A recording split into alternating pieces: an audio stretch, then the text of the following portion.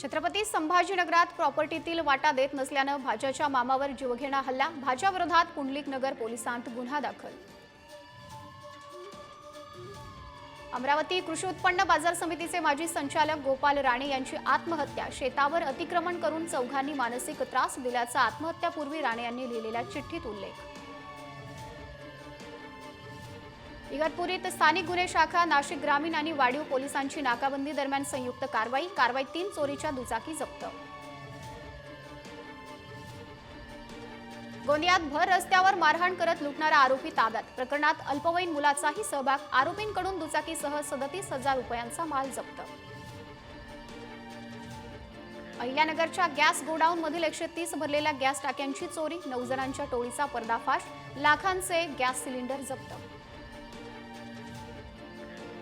जालन्यात अतिवृष्टी अनुदान वाटपात अपहार प्रकरणी महसूल खात्यातील आणखी 11 कर्मचारी निलंबित। आतापर्यंत एकूण 21 कर्मचाऱ्यांवर निलंबनाची कारवाई। यवतमाळच्या पिंपळसेंडा शिवारात आढळला तृतीय पंथीयाचा मृतदेह। मृतकाचा चेहरा रक्तानं माखलेला असल्यानं पोलिसांचा घातपाताचा संशय। अकोल्याच्या उमरामध्ये 4,000ची लाच मागणाऱ्या नायब तहसीलदाराला अटक। लाचलुचपत प्रतिबंधक विभागाची कारवाई। Thank you.